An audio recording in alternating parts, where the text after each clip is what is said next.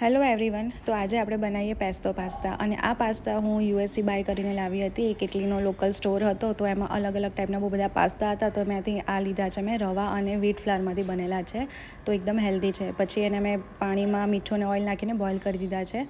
હવે પેસ્તો સોસ બનાવવા માટે એક જારમાં પેસ્તો લીવ્સ લીધા છે, સોક કરેલા કેશ્યુઝ, ગાર્લિક અને પનીર મેં લઈ લીધું છે. 100 ગ્રામ જેટલું પનીર લીધું છે મેં.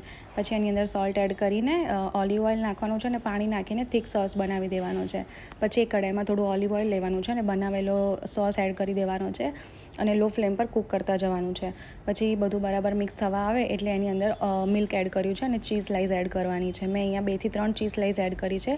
તમે તમારી ક્વોન્ટિટી જેટલી જોઈએ એ રીતે એડ કરી શકો છો. પછી અહીંયા ચીઝી ગાર્લિક સ્પ્રેડ એડ કર્યું છે, મરી પાવડર એડ કર્યો છે અને બધું સારી રીતે મિક્સ કરીને કૂક કરતા જવાનું છે લો ફ્લેમ પર. સોસ આવી રીતે થીક કન્સિસ્ટન્સીમાં આવી જાય એટલે આપણે એની અંદર બનાવેલા બોઇલ કરેલા પાસ્તા એડ કરી દેવાના છે. અને આપણા પાસ્તા અહીંયા રેડી થઈ ગયા છે.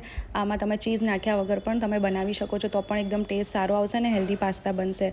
તો ઉપરથી આપણે અહીંયા મેં પ્રોસેસ ચીઝ એડ કર્યું છે, તમે પામેઝાન ચીઝ એડ કરી શકો છો. તો આપણા પાસ્તા રેડી છે. ઉપરથી ચીલી ફ્લેક્સ એડ કરી દીધા છે સ્પાઇસ માટે. હસબન્ડને ટેસ્ટ કરાયા, હસબન્ડને તો જલસા પડી ગયા.